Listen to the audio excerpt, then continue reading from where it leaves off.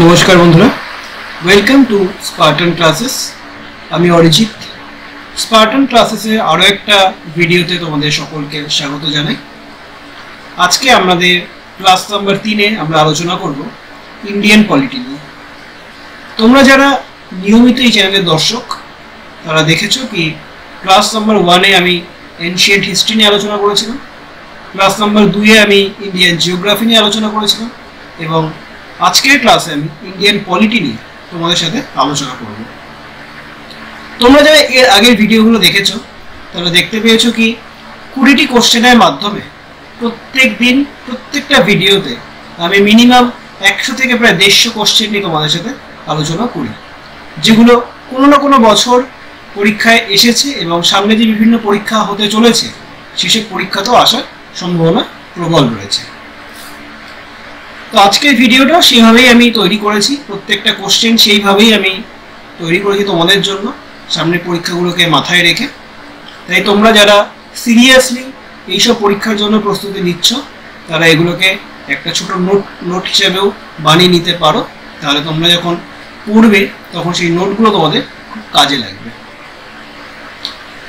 তো আজকের ভিডিওতে আমরা ইন্ডিয়ান পলিটিকে ইন ডিটেলস আলোচনা করব এবং এই ভিডিওগুলো যদি তোমাদের খুব কাজে লাগে তাহলে অবশ্যই ভিডিওটাকে তোমরা লাইক করো, কমেন্ট করো, শেয়ার করো এবং চ্যানেলটাকে অবশ্যই সাবস্ক্রাইব করে নিও। তাহলে আজকে আমাদের টপিক হচ্ছে ইন্ডিয়ান পলিটি। তো দেখা যাক প্রথম কোশ্চেন কি আছে। প্রথম কোশ্চেন আছে, ভারতীয় সংবিধানে যুগ্ম তালিকার ধারণা কোন দেশ থেকে নেওয়া হয়েছে? Option A Soviet Russia, option B South Africa বা দক্ষিণ আফ্রিকা, অপশন সি গ্রেট ব্রিটেন এবং অপশন ডি অস্ট্রেলিয়া। তাহলে ভারতীয় সংবিধানে যুগ্ম তালিকার ধারণা কোন দেশ থেকে নেওয়া হয়েছে? যুগ্ম তালিকা, এই তালিকা আমরা জানি 3টি তালিকা রয়েছে। একটি কি ইউনিয়ন লিস্ট, আরেকটি হচ্ছে স্টেট লিস্ট এবং আরেকটি হচ্ছে কনকারেন্ট লিস্ট। এই 3টি লিস্টের ধারণা আমরা আমাদের ভারতীয় সংবিধানে 7ম তফসিলে কিন্তু এর উল্লেখ রয়েছে। তাহলে এই যুগ্ম তালিকার ধারণা কোন দেশ থেকে নেওয়া হয়েছে? এর সঠিক উত্তর হচ্ছে option D Australia. Option D Australia. এই অস্ট্রেলিয়া থেকেই কিন্তু প্রস্তাবনার ভাষাও নেওয়া হয়েছে এবং যৌথ অধিবেশন যেটা 108 নম্বর ধারায় রয়েছে সেটার ধারণাও কিন্তু এই অস্ট্রেলিয়া দেশ থেকে নেওয়া হয়েছে। তোমরা প্রত্যেকেই জানো কি আমাদের যে সংবিধান রয়েছে তার যে বিভিন্ন ধারণা, সেই ধারণাগুলো কিন্তু বিভিন্ন দেশ থেকে নেওয়া হয়েছে। সেরকম অস্ট্রেলিয়া থেকে নেওয়া হয়েছে যুগ্ম তালিকার ধারণা, প্রস্তাবনার ভাষা এবং যৌথ অধিবেশন এর ধারণাও অস্ট্রেলিয়া থেকে নেওয়া হয়েছে। এবার দেখে নেওয়া যাক বাকি যে অপশনগুলো রয়েছে সেগুলো সম্পর্কে। প্রথমে দেখো অপশন এ তে রয়েছে সোভিয়েত রাশিয়া। সোভিয়েত রাশিয়া বা রাশিয়া থেকে কি নেওয়া হয়েছে? মৌলিক কর্তব্য বা ফান্ডামেন্টাল ডিউটিস নেওয়া হয়েছে সোভিয়েত রাশিয়া থেকে এবং ন্যায় বিচার বা সোশ্যাল জাস্টিসের কথাও কিন্তু সোভিয়েত রাশিয়া থেকে নেওয়া হয়েছে। এবার অপশন বি দক্ষিণ আফ্রিকা। দক্ষিণ আফ্রিকা থেকে সংবিধান যে সংশোধনের পদ্ধতি রয়েছে সেই সংশোধন পদ্ধতি কিন্তু এই দক্ষিণ আফ্রিকা থেকে নেওয়া হয়েছে। Option C Great Britain. এই গ্রেট ব্রিটেন থেকে প্রচুর জিনিস কিন্তু আমাদের ভারতীয় সংবিধানে যুক্ত করা হয়েছে, সেগুলো এক এক করে দেখে নেওয়া যাক। সবার প্রথমে গ্রেট ব্রিটেন থেকে যেটা নেওয়া হয়েছে সেটা হচ্ছে সংসদীয় শাসন ব্যবস্থা, এটা গ্রেট ব্রিটেন থেকে নেওয়া হয়েছে। 2 নম্বরে একক নাগরিকত্ব, 3 নম্বরে দ্বিকক্ষ বিশিষ্ট সংসদ, এই বাইক্যামেরালিজম যেটা আমরা শুনেছি সেই দ্বিকক্ষ বিশিষ্ট সংসদের ধারণা এই গ্রেট ব্রিটেন থেকে নেওয়া হয়েছে। 4 নম্বরে লোকসভার স্পিকার, 5 নম্বরে প্রধানমন্ত্রী, 6 নম্বরে রাষ্ট্রপতি, 7 নম্বরে প্যাক বা পাবলিক অ্যাকাউন্টস কমিটি এবং 8 নম্বরে লোকসভার কাছে মন্ত্রিসভার দায়বদ্ধতার ধারণাও এই গ্রেট ব্রিটেন থেকে নেওয়া হয়েছে। তাহলে তোমরা দেখতে পারলে প্রথম কোশ্চেনের মাধ্যমে আমরা কত অ্যাডিশনাল ইনফরমেশন এখান থেকে জানতে পারলাম। ঠিক এইভাবেই কিন্তু আমরা আস্তে আস্তে এগোবো এবং ইন ডিটেলস আলোচনা আমরা এই ভিডিওর মাধ্যমে করব। এরপরে চলে আসি আমাদের নেক্সট কোশ্চেনে। Question number 2। কোশ্চেন নাম্বার 2 বলা হয়েছে গণপরিষদের খসড়া কমিটি বা ড্রাফটিং কমিটির চেয়ারম্যান কে ছিলেন? এর সঠিক উত্তর তোমরা যদি জানো অবশ্যই আমাকে কমেন্ট সেকশনে জানিও। এখানে অপশন রয়েছে, option A Jawaharlal Nehru, option B Rajendra Prasad, option C doctor B R. Ambedkar এবং অপশন ডি জে.বি. কৃপালিনী। তো এর সঠিক উত্তর হচ্ছে গণপরিষদের খসড়া কমিটির চেয়ারম্যান ছিলেন হচ্ছে option C doctor B R. Ambedkar. Doctor B R. Ambedkar ছিলেন গণপরিষদের খসড়া কমিটির চেয়ারম্যান। যখন আমাদের গণপরিষদ তৈরি হয়েছিল তখন কিন্তু মূলত 8টি মেজর কমিটি এবং 13টি মাইনর কমিটি তৈরি হয়েছিল। এই 8টি মেজর কমিটির মধ্যে খুব ইম্পর্টেন্ট, সব থেকে বেশি ইম্পর্টেন্ট কমিটি ছিল এই ড্রাফটিং কমিটি বা খসড়া কমিটি, যার চেয়ারম্যান ছিলেন হচ্ছে ডক্টর বি.আর. আম্বেদকর। এটি গঠন হয়েছিল 29শে আগস্ট 1947 সালে। এর টোটাল সদস্য ছিল হচ্ছে 7 জন। এই 7 জন সদস্য কে কে ছিলেন সেই নামগুলো কিন্তু পরীক্ষায় আসে, তোমরা জেনে নাও। প্রথমে ছিলেন হচ্ছে বি.আর. আম্বেদকর, যিনি চেয়ারম্যান ছিলেন এই খসড়া কমিটির। 2 নম্বরে হচ্ছে এন গোপাল স্বামী আয়েঙ্গার। 3 নম্বরে আহ্লাদি কৃষ্ণস্বামী আইয়ার। 4 নম্বরে ডক্টর কে এম মুন্সি। 5 নম্বরে রয়েছে সৈয়দ মোহাম্মদ সাদাউল্লাহ। 6 নম্বরে রয়েছে এন মাধব রাও, তিনি বিএল মিটারের জায়গায় কিন্তু এসেছিলেন। এই বিএল মিটার কিন্তু তার শরীর খারাপের জন্য, অসুস্থতার কারণে কিন্তু তিনি সেখান থেকে সরে গিয়েছিলেন তার পদ থেকে, তার বদলে এসেছিলেন এন মাধব রাও। এবং 7 নম্বরে টি কৃষ্ণমাচারী, তিনি ডিপি খৈতানের জায়গায় কিন্তু এসেছিলেন। এই ডিপি খৈতান কিন্তু 1948 সালে মারা গিয়েছিলেন, তার বদলে এসেছিলেন হচ্ছে টি কৃষ্ণমাচারী। তাহলে বোঝা গেল এই 7 জন সদস্যকে নিয়ে এই খসড়া কমিটি তৈরি হয়েছিল, যার চেয়ারম্যান ছিল ডক্টর বি.আর. আম্বেদকর। এবার দেখে নেওয়া যাক বাকি যে অপশনগুলো রয়েছে সেগুলো সম্পর্কে। অপশন এ জওহরলাল নেহেরু, তিনি কোন কোন কমিটির চেয়ারম্যান ছিলেন? তিনি প্রথমে ছিলেন হচ্ছে ইউনিয়ন পাওয়ার্স কমিটির চেয়ারম্যান ছিলেন জওহরলাল নেহেরু। 2 নম্বর হচ্ছে তিনি ইউনিয়ন কনস্টিটিউশন কমিটির চেয়ারম্যান ছিলেন। এবং 3 নম্বর হচ্ছে স্টেটস কমিটির চেয়ারম্যানও কিন্তু এই জওহরলাল নেহেরু ছিলেন। অপশন বি ডক্টর রাজেন্দ্র প্রসাদ, এই ডক্টর রাজেন্দ্র প্রসাদ কিন্তু 3টি কমিটির চেয়ারম্যান ছিলেন। কি কি? Number 1 steering committee. Option B point 2 হচ্ছে ad hoc committee on national flag, এরও চেয়ারম্যান ডক্টর রাজেন্দ্র প্রসাদ ছিলেন। এবং 3 নম্বর হচ্ছে রুলস অফ প্রসিজার কমিটির চেয়ারম্যানও ছিলেন ডক্টর রাজেন্দ্র প্রসাদ। এরপর চলে আসি আমাদের last option, option number D JB. Kripalani. এই জে.বি. কৃপালিনী ছিলেন হচ্ছে fundamental rights of sub committee, এই সাব কমিটির চেয়ারম্যান ছিলেন হচ্ছে জে.বি. কৃপালিনী। এরপর আমরা নেক্সট কোশ্চেনে চলে আসি। কোশ্চেন নাম্বার 3, রাষ্ট্রপতির ইমপিচমেন্ট কত নম্বর ধারায় উল্লেখিত রয়েছে? রাষ্ট্রপতি ইমপিচমেন্ট বা অপসারণ কত নম্বর ধারায় উল্লেখিত রয়েছে? Option A 52 number, option B 61 number, option C 72 number এবং অপশন ডি 143 নম্বর। তাহলে সঠিক উত্তর হচ্ছে অপশন বি 61 নম্বর। রাষ্ট্রপতির ইমপিচমেন্ট কত নম্বর ধারায় উল্লেখ রয়েছে? অপশন বি 61 নং ধারায় এর উল্লেখ রয়েছে। তাহলে এখান থেকে সবার প্রথমে যেটা জেনে নেওয়া দরকার আছে সেটা হচ্ছে ইমপিচমেন্টটা আসলে কি। ইমপিচমেন্টের ধারণা নেওয়া হয়েছিল মার্কিন যুক্তরাষ্ট্র থেকে। এটি যে কোনো কক্ষে, সংসদের যে কোনো কক্ষে এটা উত্থাপিত হতে পারে। যে কক্ষে উত্থাপিত হচ্ছে সেই কক্ষের 1/4 বা 1/4 সাংসদের স্বাক্ষর লাগবে সেটাই উত্থাপিত করতে। উত্থাপনের 14 দিন আগে কিন্তু রাষ্ট্রপতিকে নোটিশ দিতে হবে এই ইমপিচমেন্টের প্রক্রিয়ার জন্য। এবং উভয় কক্ষে এই বিলটি 2/3 মেজরিটি নিয়ে পাস হতে হবে, তাহলে কিন্তু রাষ্ট্রপতিকে ইমপিচ করা যাবে। এরপর চলে আসি আমরা অপশনে। অপশন এ 52 নম্বর। 52 নম্বর ধারায় বলা হয়েছে কি ভারতে একজন রাষ্ট্রপতি থাকবে, এর কথা 52 নং ধারায় বলা হয়েছে। অপশন সি 72 নং। 72 নং এ বলা হয়েছে, 72 নং ধারায় বলা হয়েছে রাষ্ট্রপতির ক্ষমা প্রদর্শনের ক্ষমতা। আমরা প্রত্যেকেই জানি কি আমাদের সর্বোচ্চ আদালত হচ্ছে আমাদের দেশে সুপ্রিম কোর্ট।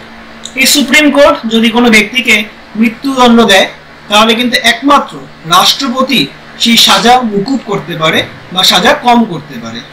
তাহলে রাষ্ট্রপতির ক্ষমা প্রদর্শনের ক্ষমতা বলা হয়েছে 72 নং ধারায়। এই ধারাটি নিয়ে আমরা ইন ডিটেলসে আরো আলোচনা করব যখন আমরা রাষ্ট্রপতির চ্যাপ্টারটা আমরা পড়ব। নেক্সট অপশন নাম্বার ডি 143 নম্বর ধারা। 143 নম্বর ধারায় সুপ্রিম কোর্টের পরামর্শ দানের কথা বলা হয়েছে। রাষ্ট্রপতি প্রয়োজনে সুপ্রিম কোর্টের কাছ থেকে কিন্তু পরামর্শ নিতে পারে, কিন্তু এই পরামর্শ কিন্তু অনলি অ্যাডভাইজারি, এমন নয় কি রাষ্ট্রপতি এটা নেওয়ার জন্য বাউন্ড। সুপ্রিম কোর্ট তার পরামর্শ দিতেই পারে, কিন্তু সেটা নেবে কি নেবে না সেটা কিন্তু সম্পূর্ণ রাষ্ট্রপতির উপরে ডিপেন্ড করে। বিভিন্ন ক্ষেত্রে রাষ্ট্রপতি সুপ্রিম কোর্টের কাছ থেকে এই পরামর্শ নিতে পারে। শুধুমাত্র যে প্রি কনস্টিটিউশনাল ট্রিটিজ এবং এগ্রিমেন্ট গুলো রয়েছে সেগুলোর ক্ষেত্রে কিন্তু কখনোই সুপ্রিম কোর্ট না করতে পারবে না, এটা কিন্তু বাউন্ড রয়েছে রাষ্ট্রপতিকে পরামর্শ দেওয়ার জন্য। বাকি অন্যান্য ক্ষেত্রে রাষ্ট্রপতিকে পরামর্শ নাও দিতে পারে সুপ্রিম কোর্ট, কিন্তু এক্ষেত্রে প্রি কনস্টিটিউশনাল ট্রিটিজ এবং এগ্রিমেন্টের ক্ষেত্রে কিন্তু সুপ্রিম কোর্ট বাধ্য রয়েছে রাষ্ট্রপতিকে পরামর্শ দেওয়ার জন্য। বোঝা গেল? এরপরে next question, question number 4। Question number 4 এ বলা হয়েছে সংবিধানের কততম সংবিধান সংশোধনে নবম তফসিল সন্নিবেশিত হয়? অপশন এ প্রথম সংশোধন, অপশন বি নবম সংশোধন, অপশন সি ত্রয়োদশ সংশোধন এবং অপশন ডি পঞ্চদশ সংশোধন। সংবিধানের কোন সংশোধনে নবম তফসিল সন্নিবেশিত হয়? এর সঠিক উত্তর হচ্ছে প্রথম সংশোধন। অপশন এ প্রথম সংশোধনে নবম তফসিলে কিন্তু সন্নিবেশিত হয়েছিল। এই নবম তফসিল কি? এই নবম তফসিলে কিন্তু মেইনলি ল্যান্ড রিফর্ম এবং জমিদারি প্রথার বিলুপ্তিকরণ নিয়ে আলোচনা করা হয়েছিল। 1951 সালে প্রথম সংবিধান সংশোধনী দ্বারা এই নবম তফসিলকে সংবিধানে সন্নিবেশিত করা হয়েছিল। এরপর হচ্ছে অপশন বি। অপশন বি বলেছে নবম সংশোধন। এই নবম সংশোধন হয়েছিল 1960 সালে। আমরা প্রত্যেকেই জানি কি বেরুবাড়ি ইউনিয়ন পাকিস্তানকে দিয়ে দেওয়া হয়েছিল ইন্ডিয়ার তরফ থেকে on the basis of Indo পাক এগ্রিমেন্ট 1958। 1958 সালে ইন্দো পাকিস্তান এগ্রিমেন্টের দ্বারা বেরুবাড়ি ইউনিয়নকে পাকিস্তানের হাতে হ্যান্ড ওভার করা হয়েছিল। এরপর হচ্ছে অপশন সি ত্রয়োদশ সংশোধন বা 13তম সংশোধন, যেটা 1962 সালে হয়েছিল। এই সংশোধনের দ্বারা নাগাল্যান্ডকে একটি পৃথক অঙ্গরাজ্যের মর্যাদা দেওয়া হয়েছিল। অপশন ডি পঞ্চদশ সংশোধন বা 15তম সংশোধন, যেটা 1963 সালে হয়েছিল। এখানে হাইকোর্টের বিচারপতিদের বয়স 60 থেকে বাড়িয়ে 62 করা হয়েছিল। তাদের যে ম্যাক্সিমাম যে বয়স সেটা 60 থেকে বাড়িয়ে 62 করা হয়েছিল। এবার চলে আসি আমাদের নেক্সট কোশ্চেন, কোশ্চেন নাম্বার 5 এ। কোশ্চেন নাম্বার 5 এ বলা হয়েছে কোন সালে ভারতীয় সংবিধানের প্রস্তাবনায় সমাজতান্ত্রিক ও ধর্মনিরপেক্ষ এই শব্দ দুটি যুক্ত হয়েছিল? Option A 1950, option B 1976, option C 1978, option D 2002। তাহলে প্রস্তাবনায় সমাজতান্ত্রিক ও ধর্মনিরপেক্ষ এই শব্দ দুটি যুক্ত হয়েছিল কত সালে? তাহলে সঠিক উত্তর হচ্ছে অপশন বি 1976। 42তম সংবিধান সংশোধনীর মাধ্যমে প্রস্তাবনায় এই সমাজতান্ত্রিক, ধর্মনিরপেক্ষ এবং ইন্টিগ্রিটি বা ঐক্য এই তিনটি শব্দ কিন্তু যুক্ত হয়েছিল। কি কি? সোশ্যালিস্ট, সেকুলার অ্যান্ড ইন্টিগ্রিটি, এই তিনটি শব্দ 1976 সালে 42তম সংবিধান সংশোধনীর মাধ্যমে ভারতীয় সংবিধানের প্রস্তাবনায় যুক্ত হয়েছিল অন দ্য রেকমেন্ডেশন অফ শরণ সিং কমিটি। শরণ সিং কমিটির রেকমেন্ডেশনে এই তিনটি শব্দ কিন্তু ভারতীয় সংবিধানের প্রস্তাবনায় যুক্ত হয়েছিল। এছাড়াও 1976 সালে 42তম সংবিধান সংশোধনীকে মিনি কনস্টিটিউশনও কিন্তু বলা হয়ে থাকে। এই সংবিধান সংশোধনীর মাধ্যমেই পার্ট 4A বা ফান্ডামেন্টাল ডিউটি কিন্তু যুক্ত হয়েছিল আমাদের ভারতীয় সংবিধানে। ক্লিয়ার? এরপরে আমরা অপশনে চলে আসি। প্রথম অপশন নাম্বার এ 1950। এই 1950 সালে 26শে জানুয়ারি আমাদের ভারতীয় সংবিধান কিন্তু কার্যকরী হয়েছিল। অ্যাডপ্ট কবে হয়েছিল এটা তোমরা আমাকে কমেন্ট সেকশনে জানাবে। ভারতীয় সংবিধানে অ্যাডপ্টের ডেট এবং সাল তোমরা আমাকে কমেন্ট সেকশনে জানাবে। এটা কার্যকরী হয়েছিল হচ্ছে 26শে জানুয়ারি 1950 সালে। এছাড়াও 28শে জানুয়ারি 1950 সালে কিন্তু আমাদের যে সুপ্রিম কোর্ট রয়েছে সেটা কিন্তু এক্সিস্টেন্ট ঘটেছিল। এর আগে ছিল হচ্ছে প্রিভি কাউন্সিল। প্রিভি কাউন্সিলের বদলেই কিন্তু সুপ্রিম কোর্টের এক্সিস্টেন্স দেখা গিয়েছিল 28শে জানুয়ারি 1950 সালে। ক্লিয়ার? এরপরে অপশন নাম্বার সি 1978। এই 1978 সালে 44তম সংবিধান সংশোধনীর মাধ্যমে যে সম্পত্তির অধিকার আমাদের ছিল সেটাকে ফান্ডামেন্টাল রাইটস বা মৌলিক অধিকার থেকে সরিয়ে আইনের অধিকারের মধ্যে দিয়ে দেওয়া হয়েছিল, যেটা বর্তমানে ধারা নম্বর 300A নং ধারায় এই সম্পত্তির অধিকার রয়েছে। Last option 2002। এই 2002 সালে 86তম সংবিধান সংশোধনীর মাধ্যমে 6 থেকে 14 বছর বয়সী যে বাচ্চারা রয়েছে তাদের শিক্ষার অধিকারকে মৌলিক অধিকার দেওয়া হয়েছিল। 2002 সালে 86তম সংবিধান সংশোধনীর মাধ্যমে 6 থেকে 14 বছর বয়সী শিশুদের শিক্ষার অধিকারকে মৌলিক অধিকারের মধ্যে আনা হয়েছিল। এরপর নেক্সট কোশ্চেন নাম্বার 6। কোন আইন দ্বারা secretary of state for India এই পদটি সৃষ্টি হয়েছিল? Option A regulating act 1773, option B charter act 1813, option C Indian council act 1861 এবং অপশন ডি ভারত শাসন আইন 1858। তাহলে দেখা যাক এর সঠিক উত্তর কি। ভারতে secretary of state for India এই পদটির সৃষ্টি হয়েছিল কোন আইন বলে?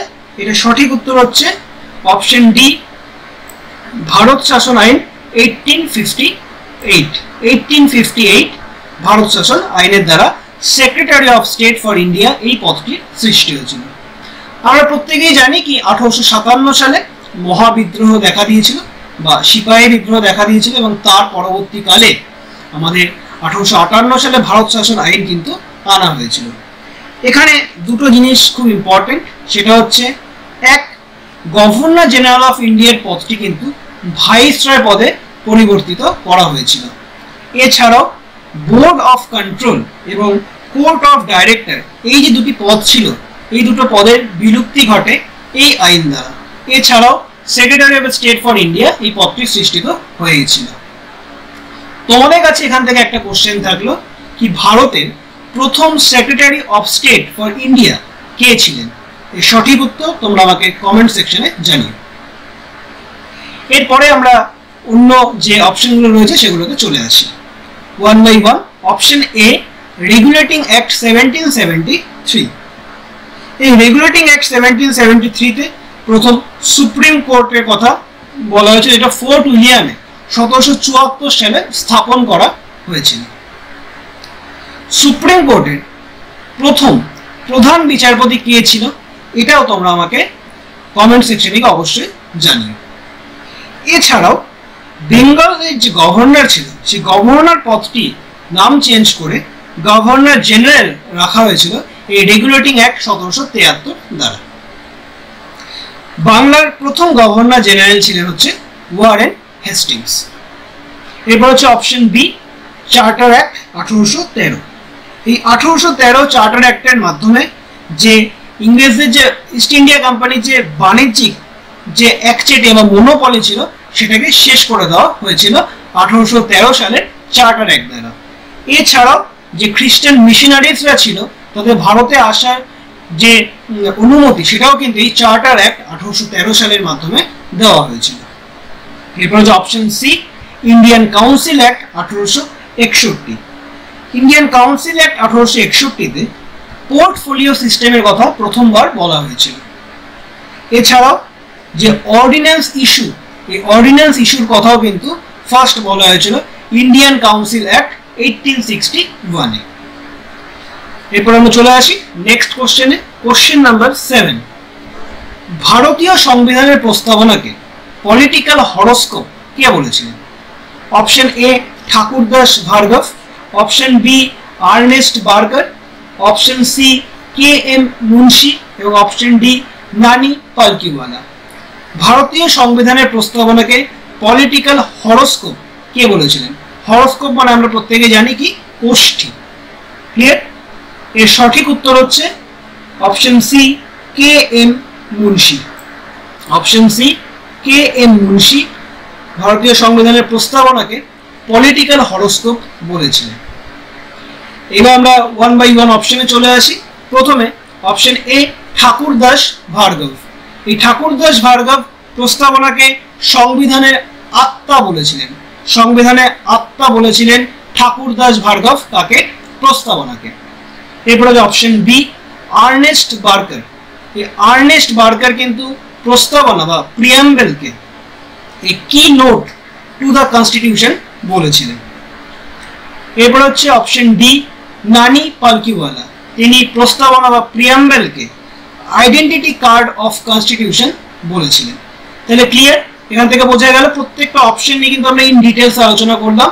ঠাকুরদাস ভার্গব বলেছিলেন সংবিধানের আত্মা, আর্নেস্ট বার্গার বলেছিলেন a key note to the constitution, K M Munshi বলেছিলেন পলিটিক্যাল হরোস্কোপ এবং নানি পালকিওয়ালা বলেছিলেন আইডেন্টিটি কার্ড অফ কনস্টিটিউশন। এবার আমরা একটু প্রস্তাবনা নিয়ে আলোচনা করি। এই প্রস্তাবনার সোর্স কি? প্রস্তাবনার সোর্স কিন্তু আমরা মানে দ্য পিপল অফ ইন্ডিয়া, ভারতের জনগণই হচ্ছে এই প্রস্তাবনার উৎস বা সোর্স।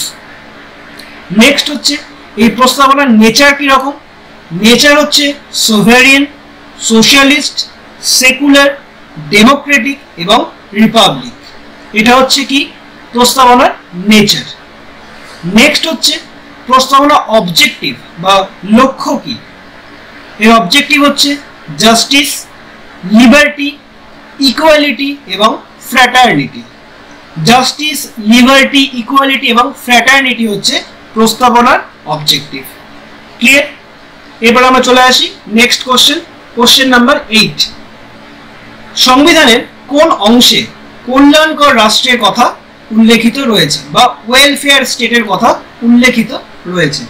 অপশন এ নির্দেশাত্মক নীতি, অপশন বি মৌলিক অধিকার, অপশন সি মৌলিক কর্তব্য, অপশন ডি এর মধ্যে কোনোটিই না। তাহলে কোন অংশে কল্যাণকর রাষ্ট্রের কথা বলা হয়েছে বা ওয়েলফেয়ার স্টেটের কথা বলা হয়েছে? এর সঠিক উত্তর হচ্ছে অপশন এ নির্দেশাত্মক নীতি বা directive principle of state policy, ডিপিএসপিও একে বলা হয়। এই ডিপিএসপি এর যে প্রিন্সিপাল রয়েছে, ডিপিএসপির যে প্রিন্সিপাল বা নীতি রয়েছে এটাকে তিন ভাগে ভাগ করা যায়। একটা হচ্ছে সোশ্যালিস্টিক প্রিন্সিপাল যার মধ্যে 8টি পয়েন্ট রয়েছে, একটি হচ্ছে সেকেন্ড হচ্ছে গান্ধিয়ান প্রিন্সিপাল যার মধ্যে 6টি পয়েন্ট রয়েছে এবং লাস্ট হচ্ছে লিবারেল ইন্টেলেকচুয়াল প্রিন্সিপাল যার মধ্যে 7টি পয়েন্ট রয়েছে। এই ডিপিএসপি এটি কোন পার্টে রয়েছে? পার্ট নাম্বার 4, আর্টিকেল নাম্বার 36 থেকে 51 এই ডিপিএসপির কথা বলা হয়েছে। এই ডিপিএসপি কে কিন্তু B R. Ambedkar novel feature of the constitution বলেছেন। Novel feature of the constitution বলেছেন বি.আর. আম্বেদকর ডিপিএসপি কে, directive principle of state policy কে নোভেল ফিচার বলেছেন। এরপর আমরা চলে আসি অপশন নাম্বার বি মৌলিক অধিকার। এই মৌলিক অধিকার পার্ট নাম্বার 3 তে রয়েছে 12 থেকে 35 নম্বর ধারা অবধি আমাদের মৌলিক অধিকার রয়েছে, একে ম্যাগনা কার্টা অফ ইন্ডিয়া বলা হয়। বর্তমানে আমাদের 6টি মৌলিক অধিকার বা ফান্ডামেন্টাল রাইটস রয়েছে। এরপর অপশন সি মৌলিক কর্তব্য। এই মৌলিক কর্তব্য বা ফান্ডামেন্টাল রাইটস রয়েছে পার্ট নাম্বার 4A তে এবং আর্টিকেল নাম্বার 51A। 1976 সালে 42তম সংবিধান সংশোধনের মাধ্যমে এই মৌলিক কর্তব্য এই পার্ট নাম্বার 4A তে যুক্ত হয়েছিল। পার্ট নাম্বার 4A সংবিধানে যুক্ত হয়েছিল। কার রেকমেন্ডেশনে? শরণ সিং কমিটির রেকমেন্ডেশনে এই মৌলিক কর্তব্য কিন্তু সংবিধানে যুক্ত হয়েছিল। ক্লিয়ার? এরপরে কোশ্চেন নাম্বার 9, হাইকোর্টের বিচারপতিদের বেতন ভাতা কোন তহবিল থেকে দেওয়া হয়? হাইকোর্টের বিচারপতিদের বেতন ভাতা কোন তহবিল থেকে দেওয়া হয়? Option A consolidated fund of state, option B consolidated fund of India, option C contingency fund of India এবং option D public account of India. এর সঠিক উত্তর হচ্ছে হাইকোর্টের বিচারপতিদের বেতন এবং ভাতা দেওয়া হয় option number A consolidated fund of state থেকে দেওয়া হয়। এখানে কিন্তু খুব ভালোভাবে আমাদের পড়তে হবে কি হাইকোর্টের বিচারপতিদের বেতন এবং ভাতা কিন্তু দেওয়া হয় কনসোলিডেটেড ফান্ড অফ স্টেট থেকে, কিন্তু হাইকোর্টের বিচারপতিদের অবসরকালীন যে বেতন এবং ভাতা সেটা কিন্তু দেওয়া হয় কনসোলিডেটেড ফান্ড অফ ইন্ডিয়া থেকে। এটা কিন্তু আমাদের মাথায় রাখতে হবে। এই কনসোলিডেটেড ফান্ড অফ স্টেট কত নম্বর ধারায় রয়েছে? এটা কিন্তু 266 নম্বর ধারার ক্লজ নাম্বার 1 এ রয়েছে। Option B consolidated fund of India, এটাও কিন্তু 266 নম্বর ধারার 1 নম্বর ক্লজে রয়েছে। এরপর হচ্ছে option number C contingency fund of India, এটি 267 নম্বর ধারায় রয়েছে। কন্টিনজেন্সি ফান্ড অফ ইন্ডিয়া বা আকস্মিক তহবিল, ভারতের আকস্মিক তহবিল 267 নম্বর ধারায় রয়েছে। এবং option number D public account of India, এটা 284 নম্বর ধারায় পাবলিক অ্যাকাউন্ট অফ ইন্ডিয়ার কথা বলা হয়েছে। এরপরে question number 10, public account committee বা পিএসি বা প্যাক এর মোট সদস্য সংখ্যা কত? পাবলিক অ্যাকাউন্ট কমিটির মোট সদস্য সংখ্যা কত? Option A 22, option B 30, option C 10 এবং অপশন ডি 5। এর সঠিক উত্তর হচ্ছে option number A 22। Public account কমিটির মোট সদস্য সংখ্যা হচ্ছে 22। 15 জন সদস্য লোকসভা থেকে এবং 7 জন সদস্য রাজ্যসভা থেকে এদের অ্যাপয়েন্ট করা হয়।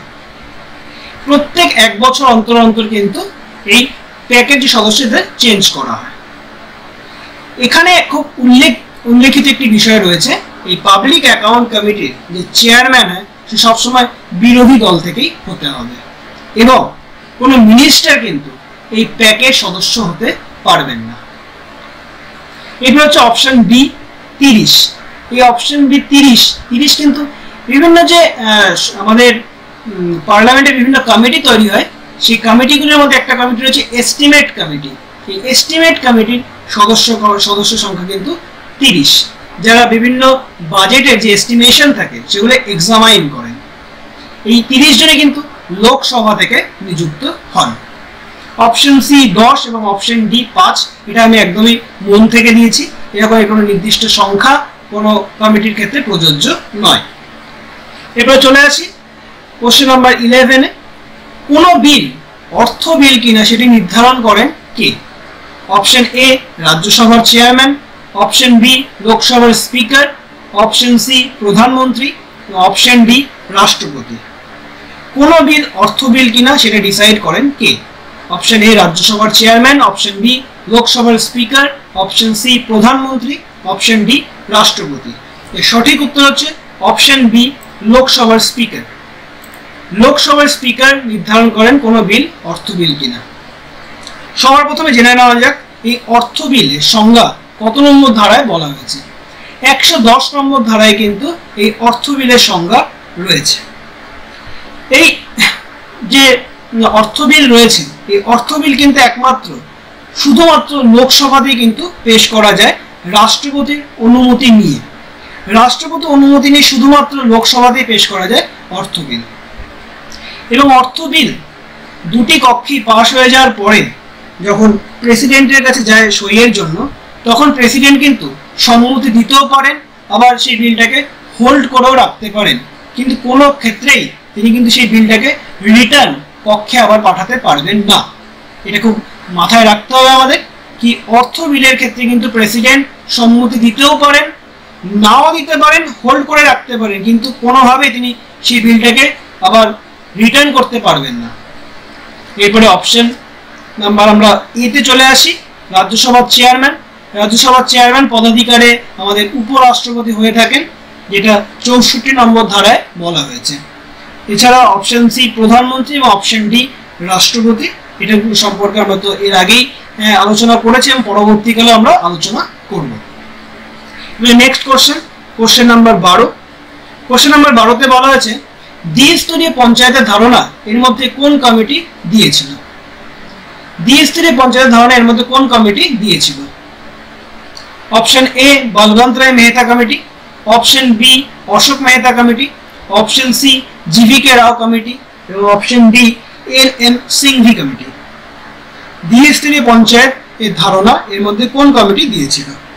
আমরা প্রত্যেকেই জানি কি আমাদের বর্তমানে পঞ্চায়েতের যে স্তর রয়েছে সেটি ত্রিস্তরীয় পঞ্চায়েত, কিন্তু এখানে কোশ্চেন রয়েছে দ্বিস্তরীয় পঞ্চায়েতের ধারণা এর মধ্যে কোন কমিটি দিয়েছিল? এর সঠিক উত্তর হচ্ছে option B Ashok Mehta committee.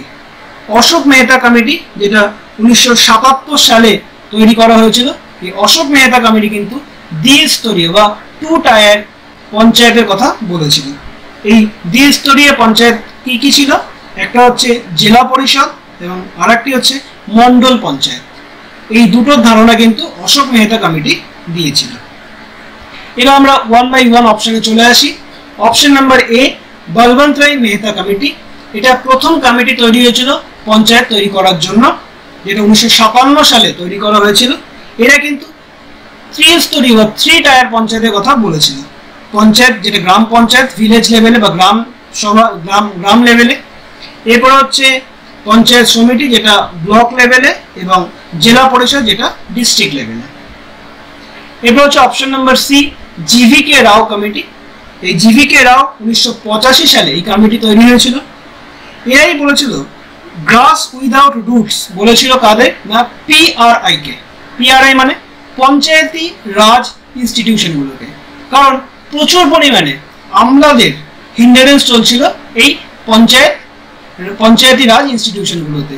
এই জন্য জিভিকে রাও কমিটি এই পঞ্চায়েত রাজ ইনস্টিটিউটগুলোকে গ্রাস উইদাউট রুটস বলেছিল।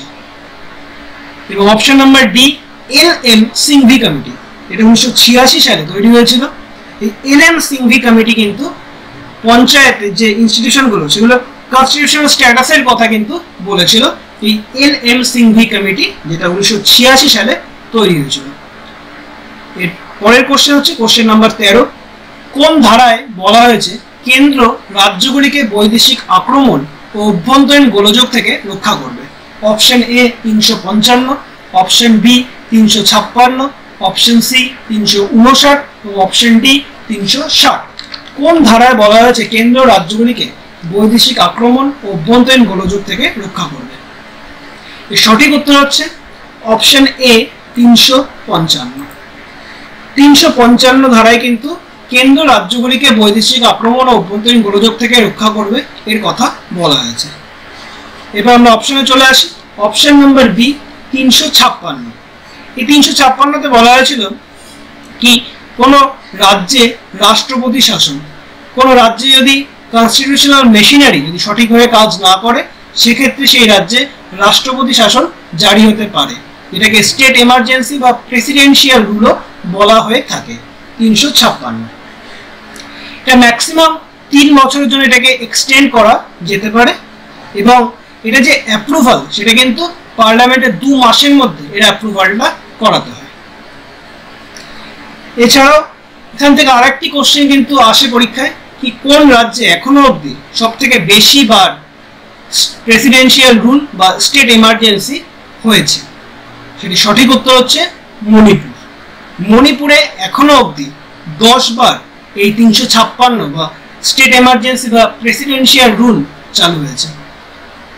এবার যে অপশন সি 359, এখানে বলা আছে কি রাষ্ট্রপতি যে আমাদের ফান্ডামেন্টাল রাইটস রয়েছে সেটাকে নির্দিষ্ট সময়ের জন্য কিন্তু সাসপেন্ড করতে পারেন, কোন সময়? ন্যাশনাল এমার্জেন্সির সময়। এবার হচ্ছে অপশন নাম্বার ডি 360, আমরা জানি 360 হচ্ছে আমাদের ফাইন্যান্সিয়াল এমার্জেন্সি, যেটার ক্ষেত্রে আমাদের যে অ্যাপ্রুভাল পার্লামেন্টে সেটা কিন্তু 2 মাসের মধ্যেই করতে হয়, এবং এর যে ম্যাক্সিমাম এক্সটেনশন টাইম সেটা কিন্তু কোনো নির্দিষ্ট সময়সীমা নেই, নির্দিষ্ট কোনো সময়সীমা নেই এর এক্সটেনশনের। ক্লিয়ার? এরপরে আমরা চলে আসি কোশ্চেন নাম্বার 14। কোশ্চেন নাম্বার 14 খুব ফেভারিট একটা কোশ্চেন, কি বর্তমানে ইউপিএসসির চেয়ারম্যানকে? Option A Rajiv Kumar, option B Arvind Panagariya, option C Manoj Soni, option D Hansraj Gangaram Ahir. UPSC union public service commission, যেটা কত নম্বর ধারাতে বলা হয়েছে? 315 থেকে 323 নম্বর ধারাতে বলা হয়েছে। পার্ট নাম্বার 14তে ইউপিএসসির কথা বলা হয়েছে। তাহলে সঠিক উত্তর হচ্ছে ইউপিএসসি চেয়ারম্যান বর্তমানে হচ্ছে option C Manoj Soni, option C Manoj Soni. এবার আমরা 1 বাই 1 অপশনে চলে আসি। অপশন এ রাজীব কুমার, এই রাজীব কুমার বর্তমানে রয়েছেন আমাদের chief election commission of India. Rajiv Kumar আমাদের রয়েছেন মুখ্য নির্বাচন কমিশনার। অপশন বি অরবিন্দ পানাগড়িয়া, যিনি বর্তমানে 16তম ফিনান্স কমিশনের চেয়ারম্যান রয়েছেন। ডক্টর অরবিন্দ পানাগড়িয়া 16তম ফিনান্স কমিশনের চেয়ারম্যান। এই ফিনান্স কমিশন 280 নম্বর ধারায় কিন্তু এর উল্লেখ রয়েছে।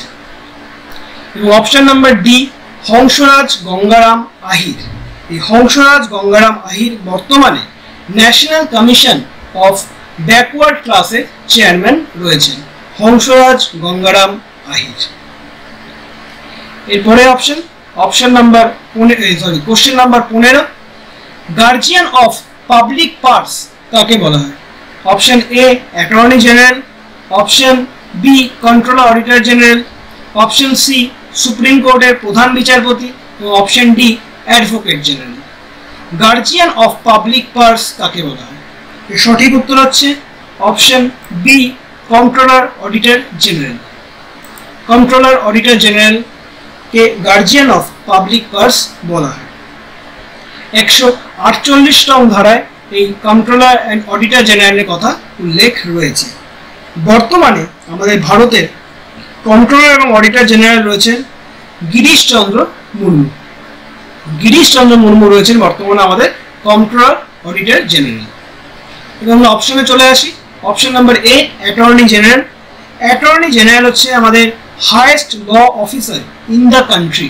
আমাদের কান্ট্রির হাইয়েস্ট ল অফিসার হচ্ছে attorney general, attorney general of India.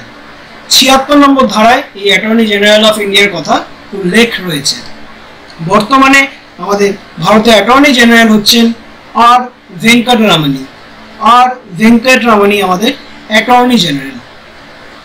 Option number C supreme কোর্টের প্রধান বিচারপতি। সুপ্রিম কোর্টের প্রধান বিচারপতির কথা 124 নম্বর ধারার 2 নম্বর ক্লজে উল্লেখ রয়েছে। এই সুপ্রিম কোর্টের প্রধান বিচারপতিকে সুপ্রিম কোর্টকে কিন্তু guarantor or protector of fundamental rights কিন্তু বলা হয়। বর্তমানে সুপ্রিম কোর্টের প্রধান বিচারপতি রয়েছেন DY চন্দ্রচূড়। এবং last option number D advocate general. এই অ্যাডভোকেট জেনারেল হচ্ছে highest law officer of state. কোনো রাজ্যের সবথেকে উচ্চ পদস্থ ল অফিসার হচ্ছে অ্যাডভোকেট জেনারেল, যেটির কথা 165 নং ধারায় বলা হয়েছে। বর্তমানে আমাদের রাজ্য পশ্চিমবঙ্গের অ্যাডভোকেট জেনারেল রয়েছেন কিশোর দত্ত। কিশোর দত্ত আমাদের পশ্চিমবঙ্গের বর্তমানে অ্যাডভোকেট জেনারেল রয়েছেন।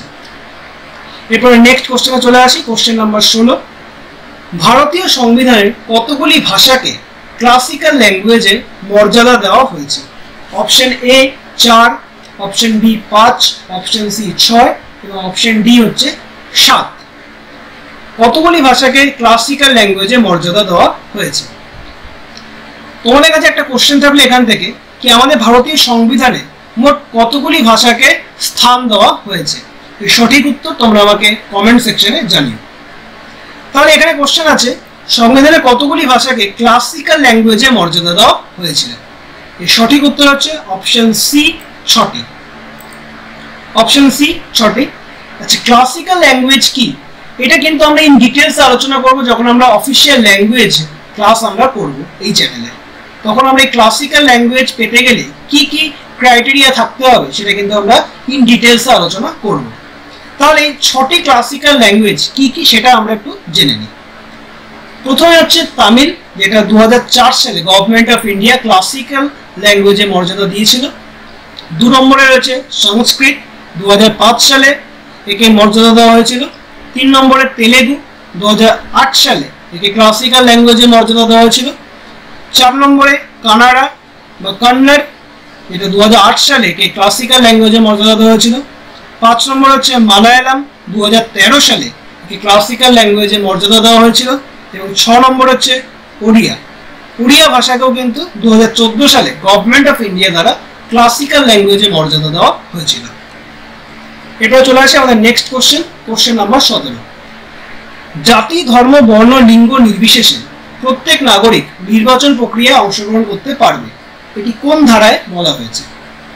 Option A 324, option B 325, option C 326, option D 328। তো সঠিক উত্তর হচ্ছে 325, অপশন বি 325। 325 নম্বর ধারায় জাতি, ধর্ম, বর্ণ, লিঙ্গ নির্বিশেষে প্রত্যেক নাগরিক নির্বাচন প্রক্রিয়া অংশগ্রহণ করতে পারবে এটি বলা হয়েছে। এবার আমরা অপশনে চলে আসি। অপশন নাম্বার এ 324, এখানে নির্বাচন কমিশনের কথা বলা হয়েছে। অপশন সি 326, লোকসভা এবং রাজ্য বিধানসভার সদস্যরা যে নির্বাচিত হবে সেটা সার্বিক প্রাপ্তবয়স্কদের ভোটাধিকারের ভিত্তিতেই কিন্তু নির্বাচিত হবে, এটা বলা হয়েছে 326 নম্বর ধারায়। এবং অপশন নাম্বার ডি 328, রাজ্য আইনসভা নির্বাচনের ক্ষেত্রে পার্লামেন্টের ব্যবস্থা গ্রহণের ক্ষমতার কথা কিন্তু এই 328 নম্বর ধারায় বলা হয়েছে। এবার next question, question number 18। Question number 18 হচ্ছে, সুপ্রিম কোর্টের রিট অধিক্ষেত্র কোন ধারায় উল্লেখিত রয়েছে? সুপ্রিম কোর্টের রিট অধিক্ষেত্র কোন ধারায় উল্লেখিত রয়েছে? Option A 226, option B 32, option C 123 এবং অপশন ডি 139। রিট, রিট এই কথাটা আমরা প্রত্যেকেই এর আগে কিন্তু শুনেছি। রিট অধিক্ষেত্র কোন ধারায় বলা হয়েছে সুপ্রিম কোর্টের? এটা সঠিক উত্তর হচ্ছে অপশন বি 32 নং ধারা। 32 নং ধারায় কিন্তু সুপ্রিম কোর্টের রিট অধিক্ষেত্রের কথা বলা হয়েছে। তোমাদের কাছে এখান থেকে একটা কোশ্চেন থাকলো, এই 32 নম্বর ধারাকে বি আর আম্বেদকর কি বলেছেন? এর সঠিক উত্তর তোমরা আমাকে কমেন্ট সেকশনে অবশ্যই জানিও। এবার আমরা এখান থেকে জেনে নিই রিট সম্পর্কে। রিট আমরা জানি, রিট হচ্ছে 5 প্রকার। কি কি? হেভিয়াস কর্পাস, ম্যান্ডামাস, প্রহিবিশন, চার্টিওরারি এবং কোয়ারেন্টো, এই 5টি রিট রয়েছে। এবার আমরা অপশনে চলে আসি। অপশন নম্বর এ 226 নং ধারা। হাইকোর্টের রিট প্রয়োগের যে কথা সেটা কিন্তু 226 নম্বর ধারায় বলা হয়েছে। 123-এ, অপশন সি 123, রাষ্ট্রপতির যে অর্ডিন্যান্স জারি করার যে ক্ষমতা সেটা 123 নম্বর ধারায় বলা হয়েছে। এবং ডি, অপশন ডি 139। এই আর্টিকেল 32-এ যেগুলো মেনশন করা হয়নি সেগুলো কিন্তু মেনশন করা হয়েছে 139 নম্বর ধারায়, যেখানে সুপ্রিম কোর্ট রিট জারি করতে পারে। ক্লিয়ার? এরপর আমরা চলে আসি কোশ্চেন নাম্বার 19। কোশ্চেন নাম্বার 19, ভারতীয় যুক্তরাষ্ট্রীয় কাঠামোকে কোয়াসি ফেডারেল কে বলেছেন? ভারতীয় যুক্তরাষ্ট্রীয় কাঠামো ফেডারেল স্ট্রাকচারকে কোয়াসি ফেডারেল কে বলেছেন? Option A K C Wheare, option B Granville Austin, option C Morris Jones, option D Ivor Jennings. ভারতের যুক্তরাষ্ট্রীয় কাঠামোকে কোয়াসি ফেডারেল বলেছিলেন option A K C Wheare. K C Wheare ভারতীয় যুক্তরাষ্ট্রীয় কাঠামোকে কোয়াসি ফেডারেল বলেছিলেন। এবার দেখে নেওয়া যাক অপশনগুলো, পরপর যে অপশনগুলো রয়েছে। Option number B Granville Austin, ইনি কিন্তু আমাদের যে ফেডারেল স্ট্রাকচার রয়েছে তাকে কোঅপারেটিভ ফেডারালিজম বলেছিলেন। অপশন সি মরিস জনসন, তিনি আমাদের যে ফেডারেল স্ট্রাকচার রয়েছে তাকে বার্গেনিং ফেডারালিজম বলেছেন। অপশন ডি আইভার জেনিংস, তিনি কিন্তু federation with a strong centralising tendency এই কথাটি উল্লেখ করেছেন আমাদের ভারতের ফেডারেল স্ট্রাকচারের ক্ষেত্রে। এরপর লাস্ট কোশ্চেন নাম্বার 20, লোকসভার সদস্য হতে গেলে ন্যূনতম কত বয়স হওয়া প্রয়োজন? Option A 25, option B 30, option C 35 এবং অপশন ডি হচ্ছে 21। লোকসভা সদস্য হতে গেলে ন্যূনতম কত বয়স হওয়া প্রয়োজন? এর সঠিক উত্তর হচ্ছে অপশন এ 25। লোকসভা, যেটা আমরা জানি কি পার্লামেন্ট বা সংসদের নিম্ন কক্ষ হচ্ছে আমাদের লোকসভা এবং উচ্চ কক্ষ হচ্ছে রাজ্যসভা। এই লোকসভা সদস্য হতে গেলে কিন্তু ন্যূনতম 25 বছর বয়স হতে হবে। এছাড়াও কোনো রাজ্যের যদি মুখ্যমন্ত্রী, তারও ন্যূনতম বয়স 25 বছর হতে হবে।